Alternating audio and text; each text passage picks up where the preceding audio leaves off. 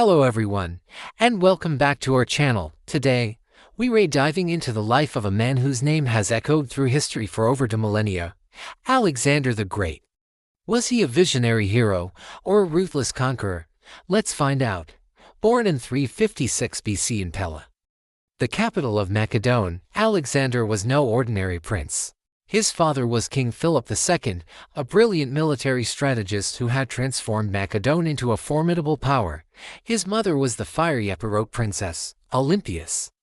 But perhaps the most influential figure in his early life was his tutor, the one and only Aristotle.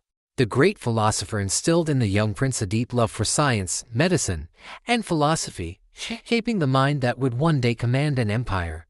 When Alexander was just 20 years old, his father was assassinated, and he ascended to the throne.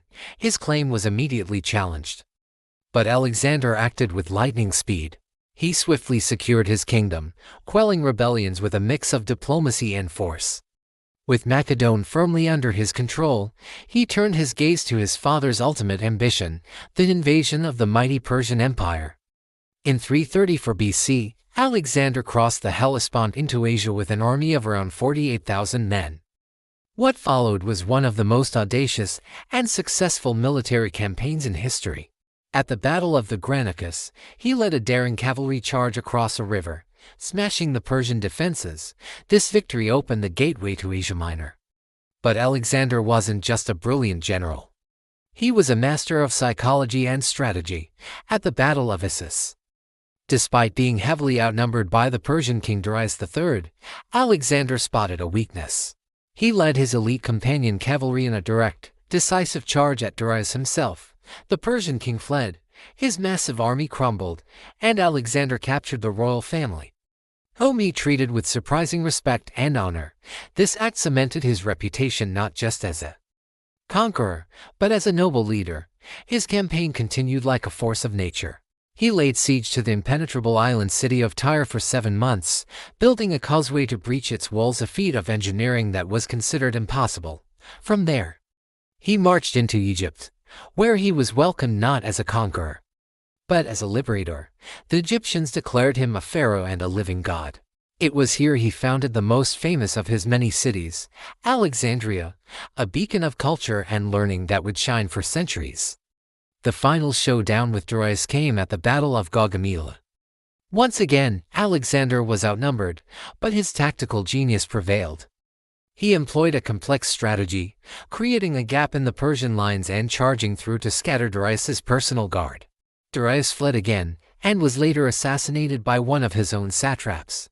The Persian Empire, the largest the world had ever known, was now Alexander's, but he didn't stop. Driven by an insatiable curiosity and ambition, he pushed his army further east, into modern-day Afghanistan and Pakistan, and all the way to the edges of India.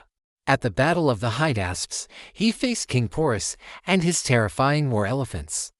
It was one of his toughest and bloodiest battles, but he emerged victorious. It was here, however, that his loyal, war-weary troops finally had enough.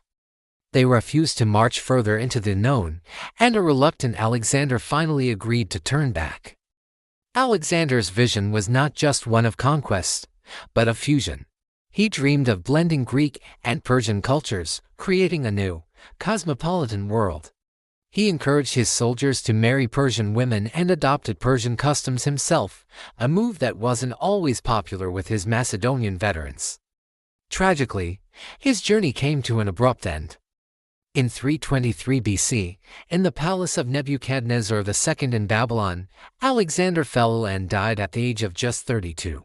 His vast empire, held together by his sheer force of personality, quickly fractured among his generals. Yet, his legacy was sealed. He had shattered the old world and ushered in the Hellenistic age, spreading Greek language, culture, and ideas across 3 continents. His life, though short, reshaped the course of history forever. Thank you so much for joining us on this epic journey through the life of Alexander the Great. What do you find most fascinating about him? Let us know in the comments below. If you enjoyed this video, please give it a thumbs up and don't forget to subscribe for more deep dives into history's most incredible stories. We'll see you in the next one.